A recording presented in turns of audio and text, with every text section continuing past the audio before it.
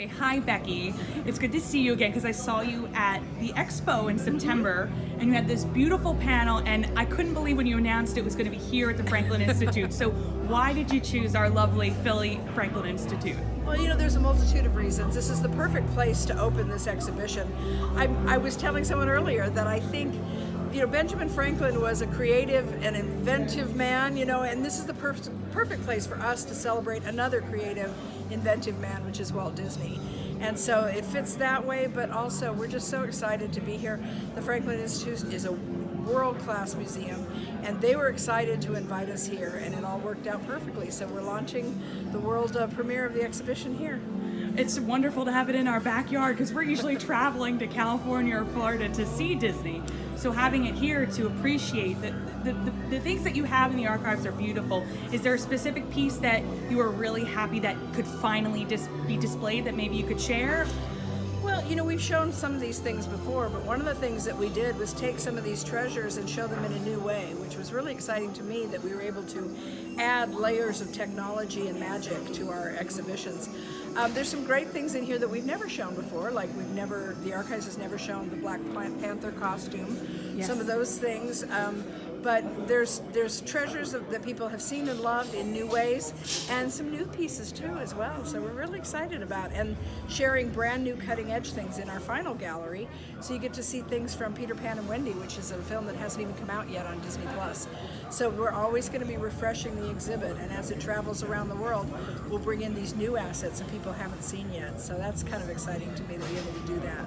I think my favorite part was that the music is featured. You have all these beautiful music posters from the theme parks to films that are obscure. I saw Pete's Dragon on there. Yeah. So do you have a favorite music track, or were you kind of crucial to picking what was going to be heard on the little kiosks? Yeah, actually, music is so important to the Disney films. Even if it's not a musical per se, there's music in all of our films, whether it's background music or just supporting the story. It's really fun to be able to take a look at all of our different types of music from our parks and our films and our television shows. My favorite, I think, well, it's one of my favorite characters is Hyacinth the Hippo from Dance of the Hours in Fantasia. She makes me laugh.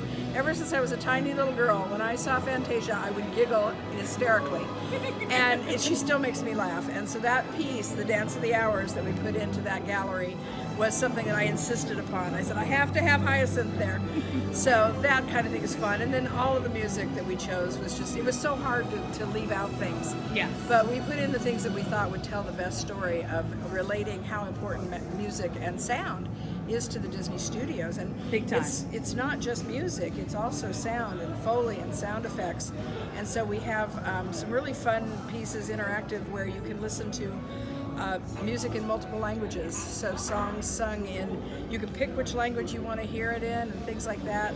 But then also Foley and sound effects, and you can see the whistle from Steamboat Willie or Tinkerbell's chimes. And that was amazing. I was like, oh my gosh, fun. The things you grow up with, they really hit.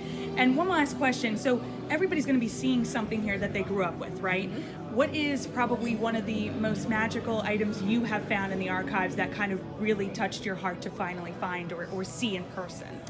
Well, you know, we've found so many things in the archives over the years. Dave Smith, you know, collected a lot of great things, but in the last few years we've been adding to the collection regularly. But one of the things that gave me great joy, I told you Mary Poppins is one of my favorite films, I was able to obtain a couple very iconic pieces from Mary Poppins. We have Bert's carousel horse as well as Mary's carousel horse, so it was really exciting for me to find that. That's going to be showing in our exhibit in Munich. And we have wonderful. Mary's here, but we're going to have Bert's in Munich. So it was really exciting to me to find that and to be able to acquire it for the archives. I'm so thrilled. Thank you very much for bringing it here to Philly. This is going to be great, and I can't wait to hopefully see you again. Thank you so much. We're excited to be here, and it was nice to see you again. Okay, are you ready for this? Yes! Cameras out? Okay. I officially declare this exhibition open.